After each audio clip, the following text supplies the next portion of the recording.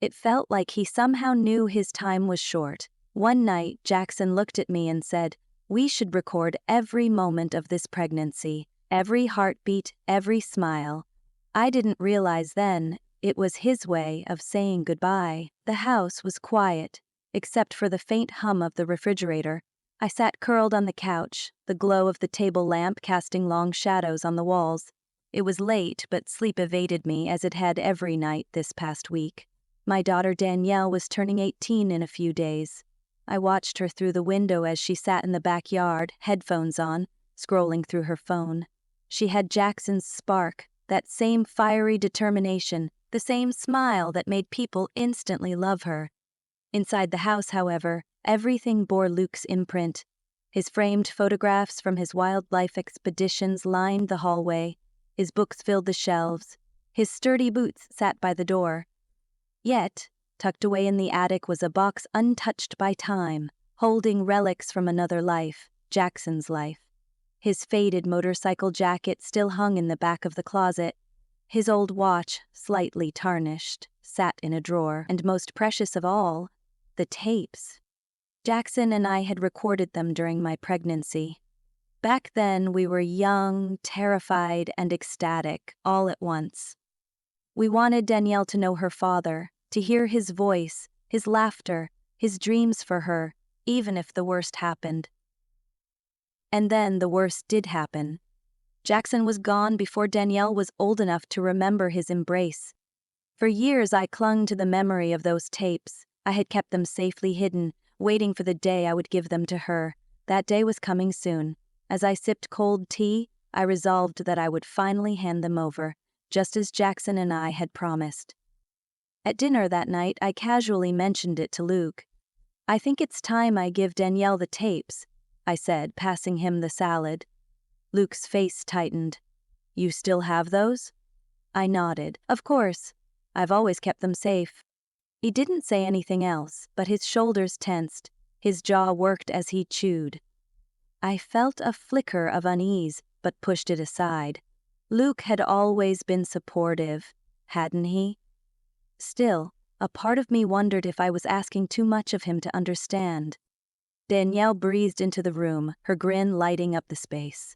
"Mom, did you call Grandma yet about Saturday?" "I will, honey," I said, smiling. She gave me a quick hug, and the conversation moved on. But in my heart, the weight of memory pressed heavy. 18 years earlier, our apartment was small but cozy. The walls were adorned with cheap posters, the furniture was mismatched, but the air buzzed with excitement. Jackson held the camera at arm's length, filming me as I sat on the couch, my hands cradling my round belly. "Say hi to baby Danielle," Jackson grinned, his messy hair falling into his eyes. "Hi, sweetheart," I said, laughing. "Mommy loves you." Jackson turned the camera to himself. "Daddy loves you too, little one. And yes, I'm terrified, but don't tell your mom." He gave me a wink and I threw a pillow at him. We recorded everything. Jackson singing to my belly, setting up the crib, painting the nursery. We filmed late-night talks where we shared our hopes and fears.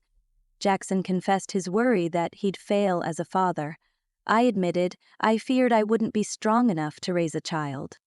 One night, Jackson turned serious. He set the camera down and faced me. "Promise me, if anything ever happens to me, you'll give her these tapes. Let her know how much I loved her." I reached out, squeezing his hand. "I promise." We sealed it with a kiss.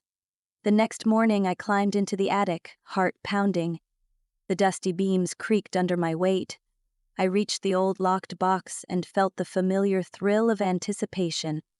I turned the key, lifted the lid, and froze. Empty. My breath caught in my throat. I rifled through the box, my hands trembling. Where were the tapes? I tore through the attic, then the closets, the drawers. Panic clawed at me.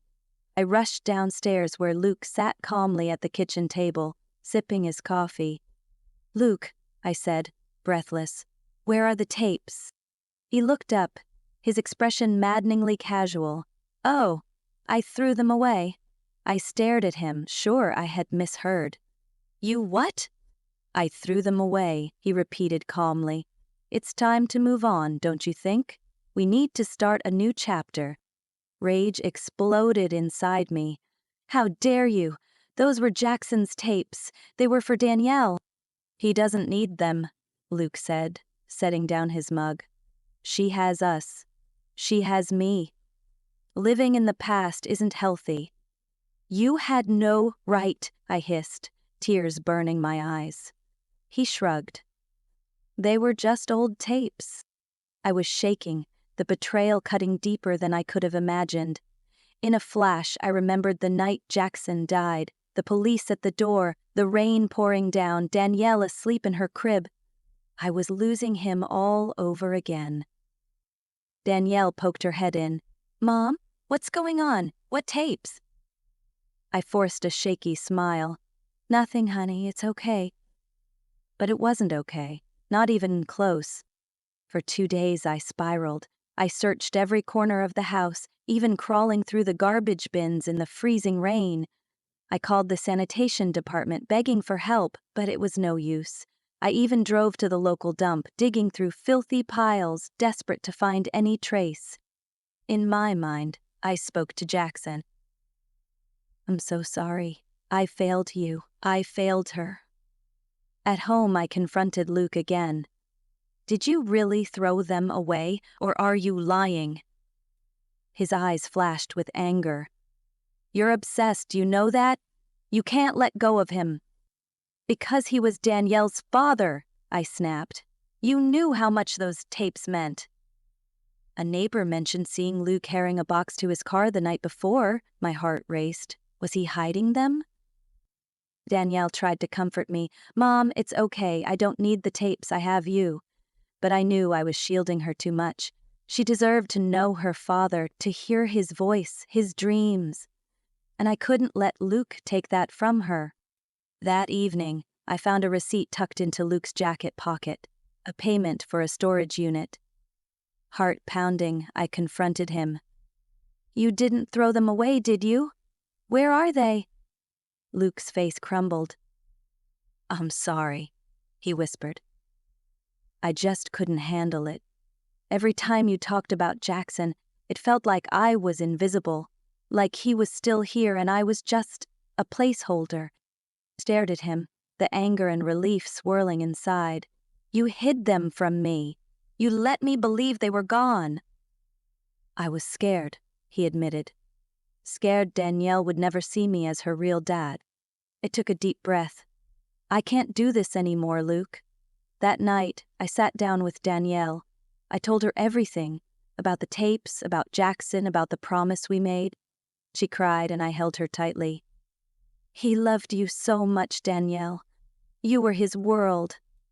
I want to know him, she whispered. You will, I promised. I swear.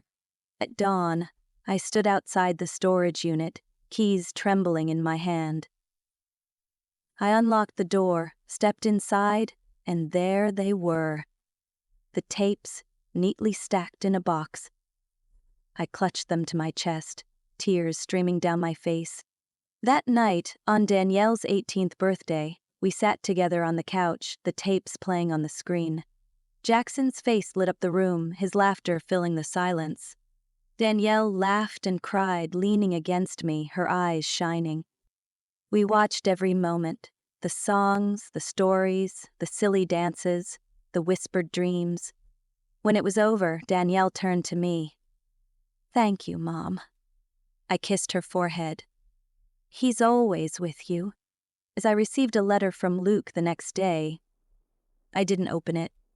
I set it alight, watching it burn in the fireplace, feeling a strange sense of freedom. Danielle smiled as she picked up her guitar. Dad always wanted me to play. I smiled back, tears in my eyes, and he'd be so proud of you. As the sun set, we sat together, hands clasped, the tapes still humming softly in the background. Jackson was gone, but he was here, in Danielle's smile, in our love, in the tapes we would always keep.